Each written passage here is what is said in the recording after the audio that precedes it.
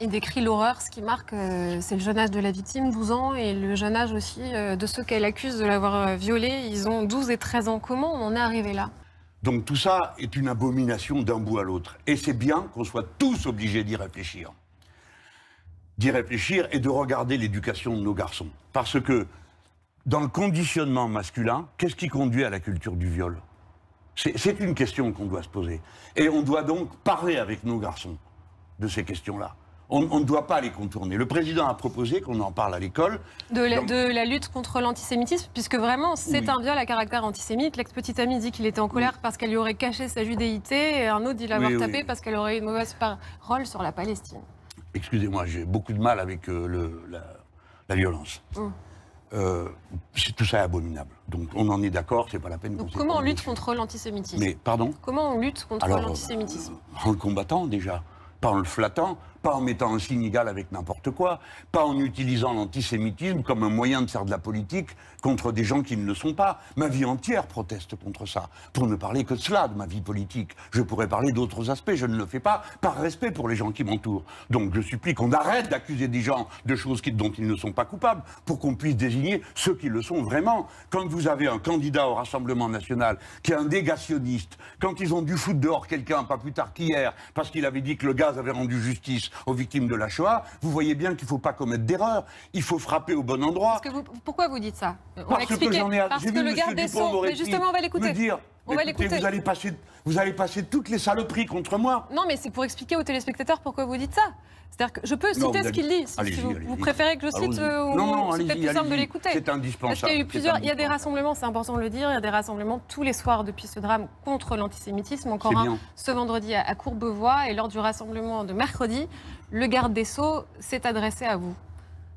L'antisémitisme n'est pas résiduel. S'en prendre à un juif, c'est s'en prendre à la République et à la France. Je veux vous dire ici, avec beaucoup de gravité, qu'après les mots, il y a les coups, et qu'après les mots incendiaires, il y a des incendies.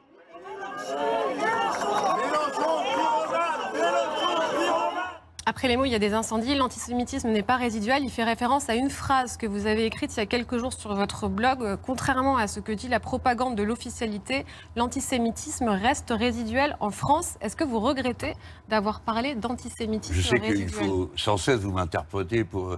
Pourquoi vous ne montrez pas, par exemple... Attendez, vous permettez, je réponds. Vous reconnaissez que les mots sont importants. Vous l'avez écrite, cette phrase. Oui, j'ai compris. Oui. Ne vous inquiétez pas. Je ne suis pas trop bête en moyenne. Comprenez-moi, madame. C'est une honte de faire ça. Parce qu'on va finir par penser et oublier d'autres citations qu'on ne ferait pas. Quand je vais à l'appel de mon propre mouvement et de tous les autres, à la manifestation contre le martyre de Madame Mireille Knoll, que nous sommes expulsés par la Ligue de défense juive, qui insulte grossièrement nos compagnes et nos camarades femmes qui étaient là, et que je m'en vais. On me tend le micro, on me dit « Alors, qu'est-ce que vous répondez ?» Et je réponds « Un juif, où qu'il soit, jusque dans le plus petit village de France, sait qu'il peut compter sur nous pour le défendre. On ne s'arrête pas à quelques énergumènes. Ceci est odieux. » Pourquoi vous avez écrit ça alors? Pourquoi écrire que l'antisémitisme est résiduel en France? Bien, attendez, permettez, d'abord je réponds que ce que fait M. Dupond-Moretti est une honte. Parce que ça revient à dire LFI est antisémite. Donc, au deuxième tour, si vous avez un candidat LFI, votez contre le candidat LFI, ou bien ne votez pas si vous ne voulez pas voter pour le Rassemblement national. Ceci, sous couleur de lutte contre l'antisémitisme, est de la propagande pour le Rassemblement national. Maintenant, écoutez-moi, j'ai dit dans une interview que vous ne citez pas, dans un excellent journal que vous pourriez citer, 20 minutes, c'est-à-dire il y a 3 jours. Hein, pas il y a 100 ans, il y a 3 jours, vous ne le citez pas. J'ai dit, je peux complètement rectifier l'adjectif. J'y suis disposé immédiatement. Vous préférez que je regrette. Dites-le, comme ça vous clarissez. Non, j'ai dit que je pouvais parfaitement changer. Je dis attention, si vous commencez à dire que la France est antisémite, ou que l'antisémitisme en France est un phénomène de masse, vous devrez chercher qui est antisémite et pourquoi. Je vous dis, faites attention à ce que vous faites, parce que nous allons diviser. Est-ce que vous dites que l'antisémitisme n'est pas résiduel en France? Est-ce que vous le dites? Tout le monde m'a dit qu'il ne l'était pas, donc il ne l'est pas. L'islamophobie n'est pas résiduelle en France non plus. Il n'y a pas de racisme résiduel résiduel, c'est ça que Il y a vous une voulez. haine contre les juifs, c'est documenté, la haine Oui. est principalement dirigée contre les juifs. Il y a des chiffres, 60% des actes antireligieux sont dirigés contre les juifs en France. Les D'accord. juifs en France, c'est D'accord. 1% de la population. D'accord. Il y a un antisémitisme qui explose, ça vous le reconnaissez, vous le Alors, constatez. je reconnais tout ce que vous voulez, madame, dans ce domaine, car si j'y introduisais la moindre nuance ou le moindre commentaire, vouloir je le me faire ferais qualifier d'antisémite. L'antisémitisme est une réalité en France. Je le sais d'autant mieux que je l'ai combattu toute ma vie. Et que je ne me suis jamais posé la question, pour ma part, de trier les gens d'après leur religion. C'est depuis quelque temps que je fais attention, car je m'aperçois que quand on fait une critique, suivant à qui elle s'adresse, elle est reçue comme antisémite ou pas. Je n'ai rien à voir avec le racisme. Je n'ai rien à voir avec l'antisémitisme. Et il y a d'innombrables preuves dans ma vie, dans mon existence, qui prouvent que tout ça n'a rien à voir avec moi.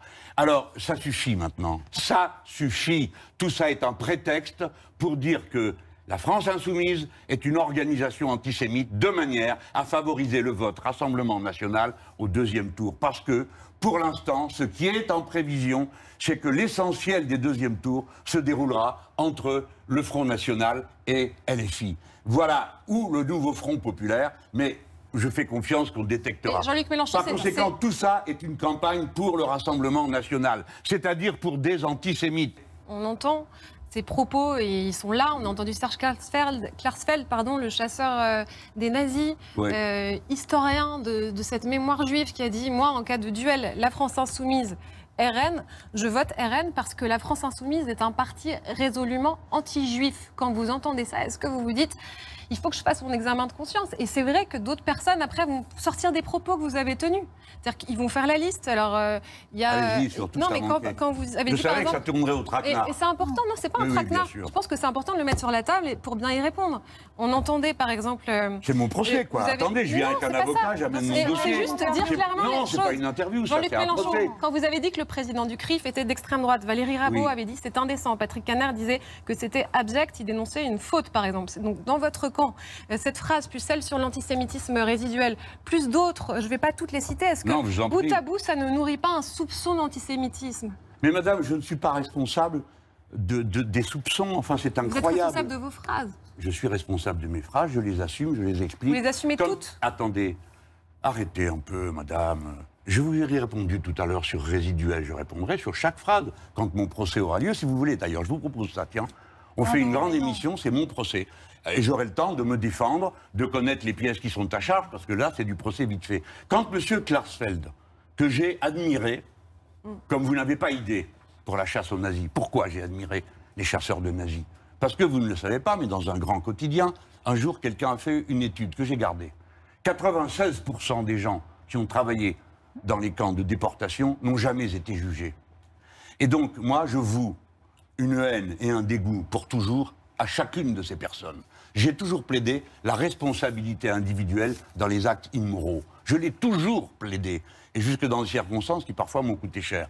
Donc, M. Klarsfeld, que j'admirais, je ne l'admire plus. Je considère que c'est un naufrage de sa part. Il ne doit pas parler comme ça. Compte tenu de l'autorité morale qu'il a, il ne doit pas s'engager dans l'élection contre le nouveau Front Populaire ou contre les Insoumis. Parce qu'il va faire des dégâts considérables. Si au deuxième tour, les gens se mettent à faire comme lui, c'est-à-dire dire chaque fois que j'aperçois le Front Populaire, et à plus forte raison un Insoumis, je vote pour le Rassemblement National, vous aurez un gouvernement du Front National, du Rassemblement National. On est en train de parler de la France, de sa possibilité de tous vivre ensemble.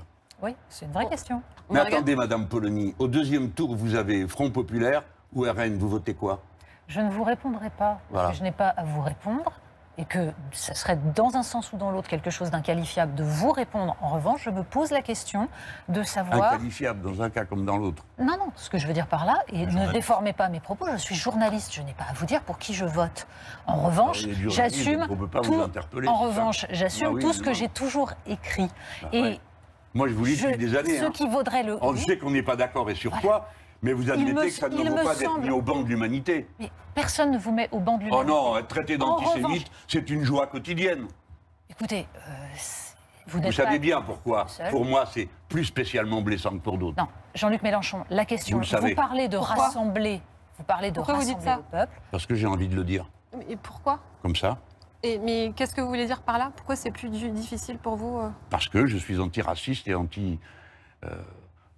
anti tous ces gens-là, anti tous ces racistes depuis toujours. Donc pour moi, c'est plus dur. Vous connaissez mon âge.